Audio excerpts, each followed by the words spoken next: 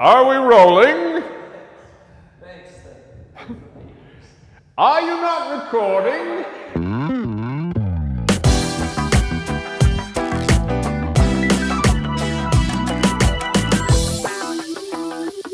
Hello friends, it's your man JK coming at you from the future home of 360 Insights, the former RA Sennett Public School in downtown Whitby. Now, we're coming at you today with episode 3 of the reshaping of RA Sennett. If you haven't checked out episodes 1 and 2 yet, do make sure to check them out. They're fun, they're informative, it contextualizes what you're about to see today. Clement! Yes. Ding ding! What happened? I just threw the owner out of the building. We've had a lot of awesome feedback from the videos and we appreciate it. It's been mostly positive, but after episode 2, we had a lot of people go, hey, what happened to all those pushes and pulls that you guys were doing in episode 1? Honestly, we just thought those were kind of getting a bit played out. So we've given you a bit of a history of this place in previous episodes. We've talked about why we're coming here. But what you haven't learned is how we're going to take this amazing old building and transform it into something new and super functional without compromising the amazing character of the place that made us love it in the first place. So today, I want you to meet our architect, Jason Martin. And what do you do? What do I do? I'm an architect, owner of Martin Simmons Architects. When we've done technology companies, yeah, that's really super important, is getting that cross-pollination, people meeting. It's almost ideally suited for that because you have this central meeting space where all the circulation ends up in that central core. And this is sort of a classical style of public school layout where all the classrooms are sort of radiate around a central space. So it's, you fill the spaces with different program elements, but you all end up coming out into that central area, and that's your cross-pollination. That's where you meet. It's where you have your team meetings in the mornings. It's perfect. So how's everybody doing this morning? All right, good stuff. Okay, so a couple welcomes. Does anybody smell that? Yeah.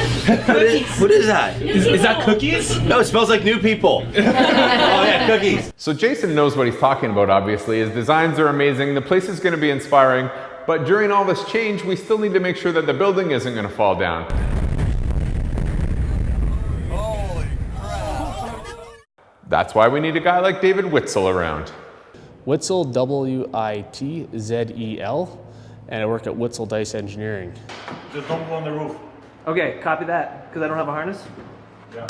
Main duty on this job is to make sure all the changes work structurally. So any of the renovations and retrofits, they're adding some new mechanical units onto the roofs. So we are making sure that all those changes are conceivable and we can make them stand. So the building's not going to fall down. That's very comforting. There are still some minor details we need to work out though.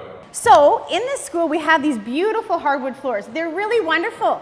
And I absolutely love hardwood floors. My whole house has them. But for a school and where there's voices echoing, it just doesn't work.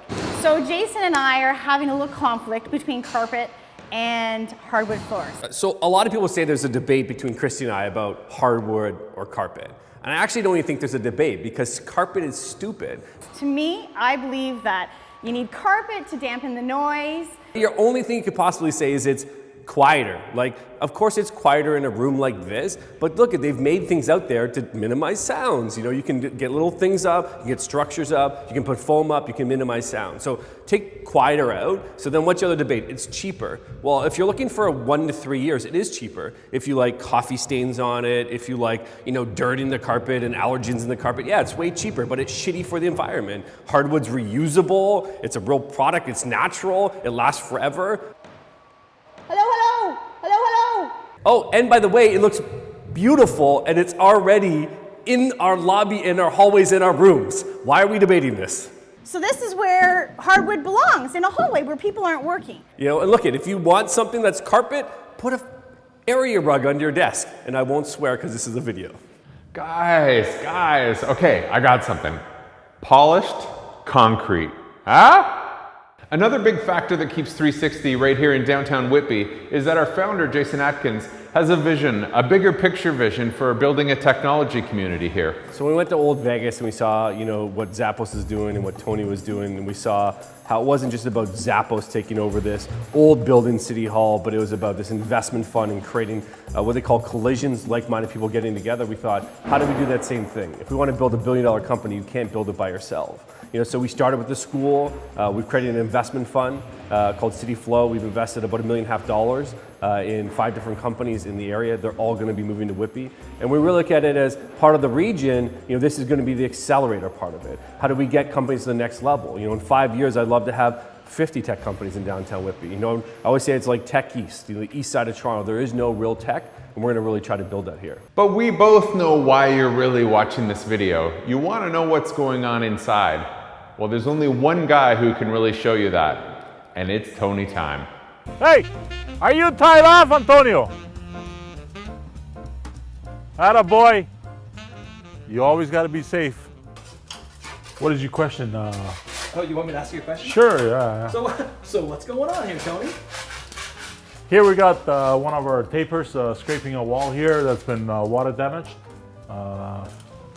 And we're gonna try to fix it up. Make it look 100% again, like it was in the old days. We sprayed the ceiling here, which is looks pretty good.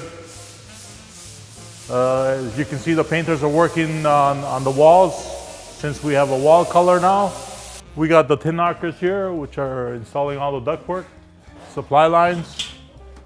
We got Wayne and Mike, our installers that work for us from Demand there. And they're working on the system as we speak.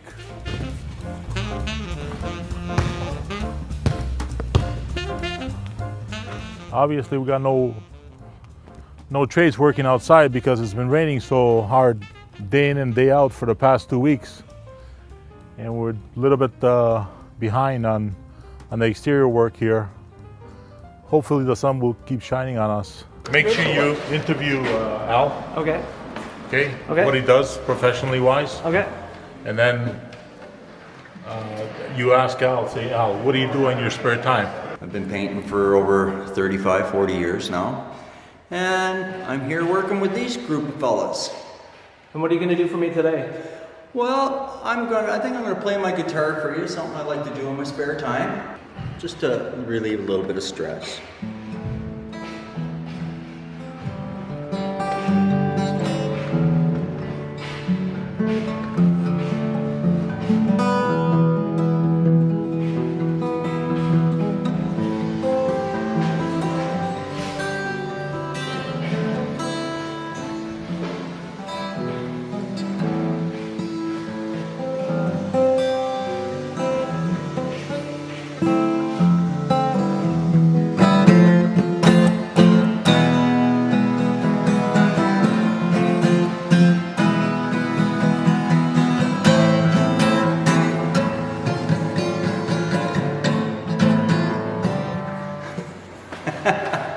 My fingers are a little sticky because it's kind of moist in here.